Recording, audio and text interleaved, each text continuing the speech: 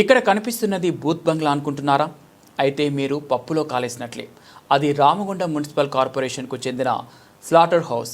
2 ఏళ్ల క్రితం లక్షలు వెచ్చించి నిర్మించిన ఆ స్లాటర్ హౌస్ను లక్షణంగా వదిలేశారు.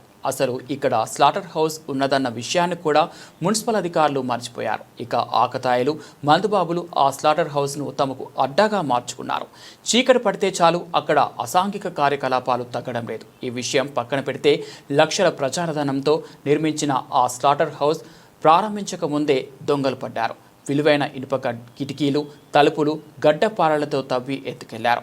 ఈ ఘటన జరిగి 2 ఏళ్లు కావస్తున్నా ఇప్పటికీ ఆ దొంగలు దొరకలేదు. మరి ఇది ఇంటి దొంగల పనేనా అన్న అనుమానాలకు తెరపడటం లేదు.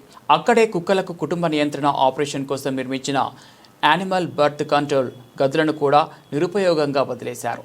దొంగలను పట్టుకోకపోయారు, కానీ ప్రజాధనం దుర్వినియోగం చేయకుండా వెంటనే స్లాటర్ హౌస్ను వినియోగంలోకి తీసుకురావాలని పలువురు కోరుతున్న మున్సిపల్ అధికారులకు పట్టింపు లేకుండా పోయింది.